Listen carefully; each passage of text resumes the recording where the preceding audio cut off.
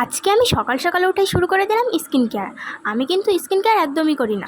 Recently আমার একটা ভাবি বললো মামা আর্থের এই ফেস ওয়াশটা নাকি অনেক ভালো, তো ভাবির রিকোয়েস্টে আমিও ইউজ করা শুরু করে দিলাম। এটা ফেসে অ্যাপ্লাই করে 5 মিনিট রেখে দিয়ে তারপরে ওয়াশ করতে হবে। দেন আমি স্নান টান করে হালকা একটু সানস্ক্রিন লাগিয়ে নিলাম, যেহেতু আমি এখন রান্না করতে যাব, মুখে তাপ টাপ লাগতে পারে তার জন্য। আমার স্কিনটা দেখো জাস্ট কত সফট লাগছে।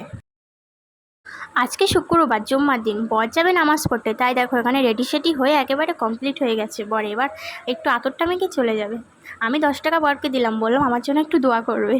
তারপরে বর দেখো মাথায় টুপি দিয়ে একেবারে হুজুর সাহেব হয়ে চলে যাচ্ছে।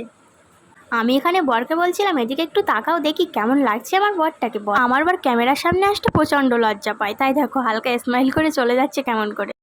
দুপুরবেলা ঘুমাচ্ছিলাম, হঠাৎই কারেন্ট চলে গেল, আমার ঘুমের 12টা বাজিয়ে দিল। আর কী করবো, উঠে উপরে এসে দেখলাম আকাশে প্রচণ্ড মেঘ জমেছে।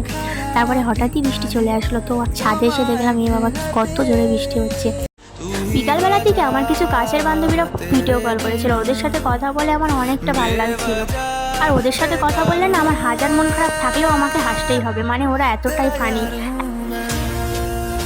আজকে শ্বশুরবাড়ি আসলে উত্তরপ্রদেশ থেকে, আর আমার জন্য দেখো কত কিনে আসলো। প্রথমেই আমি তোমাদেরকে বিরিয়ানিটা দেখাই, কারণ বিরিয়ানি আমার অলওয়েজ ফেভারিট। আমার মতো কে কে বিরিয়ানি খেতে ভালোবাসে অবশ্যই কমেন্টে জানিও। আমি বিরিয়ানি দেখলে নিজেকে একদমই কন্ট্রোল করতে পারি না, তাই আর বেশি দেরি না করে খেতে শুরু করে দিলাম।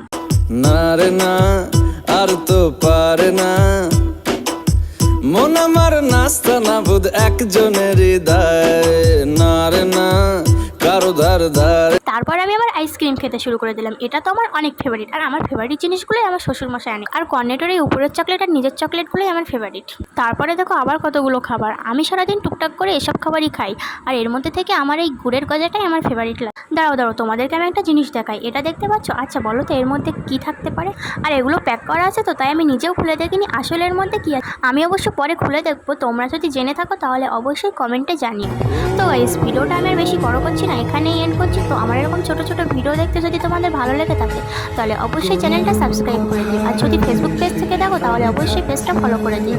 ভিডিওটা শেষ পর্যন্ত দেখার জন্য অনেক ধন্যবাদ। So tata, by.